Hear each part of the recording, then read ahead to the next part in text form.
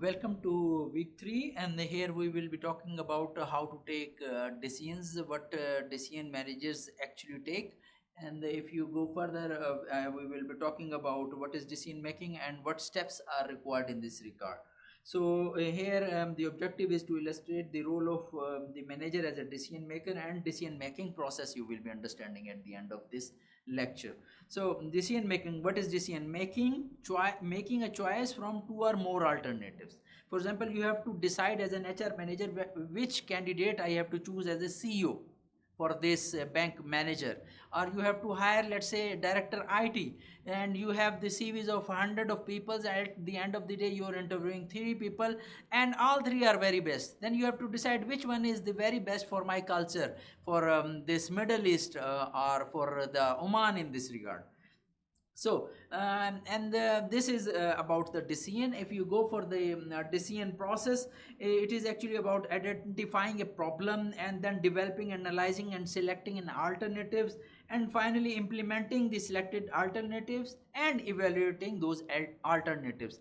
If you go in daily life for shopping, you decide, okay, what I will take this milk or that other milk of the other brand. I will purchase Nokia, I will purchase Samsung or Apple. You decide every day, but this process is more formal in the organization.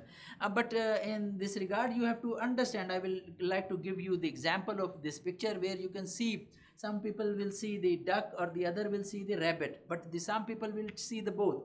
Like for this, similarly, if this COVID-19 is coming, some people will see that it is a challenge, the other will see it's a problem, their organization will shut down, they will be fired. But the other will see opportunity and they will come up with the new ideas, deliver the products online, and they survived, and finally they are seeing the profits over here. So it is the way you see and think about your alternatives and the things and the decisions and the products and the organization, then you take proper decisions in this regard. But you need to follow some of these steps. So there are some types of problems. Some are structured, some are unstructured. Structured means you can solve with them proper process, but unstructured are not in your hands. You have to deal with them properly. For example, for structured problems are the ones that are familiar, straightforward and clear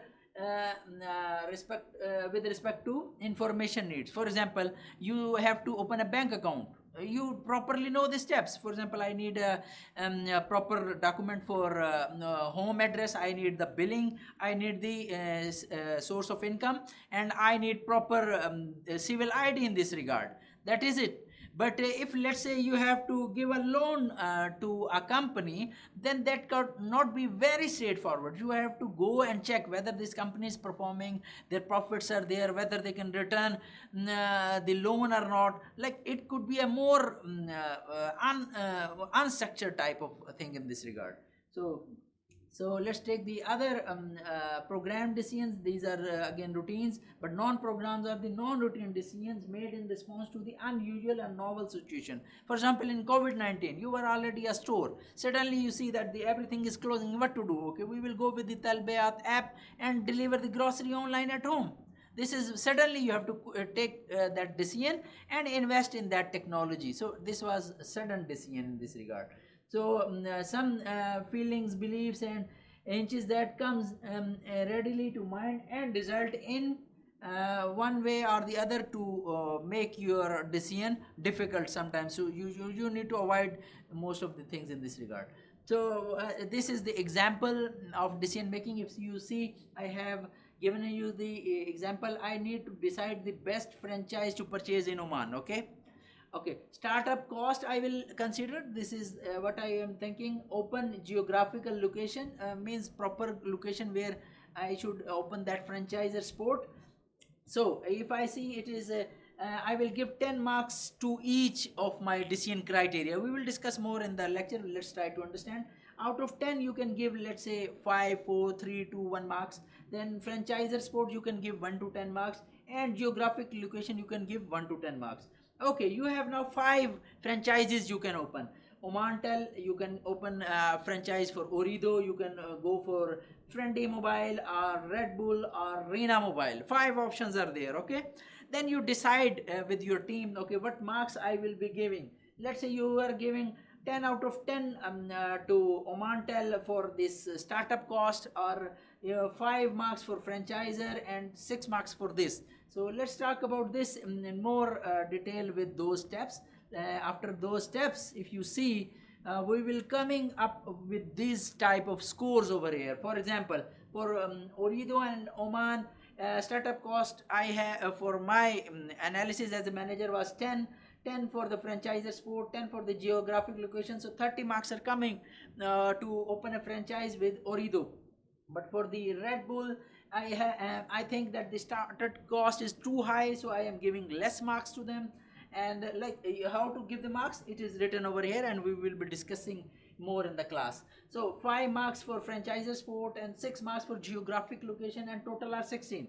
But at the same time, if you see Omantel, this Omantel is 8 marks, and then we have this 10 marks for the franchise sport, and 9 marks and 27.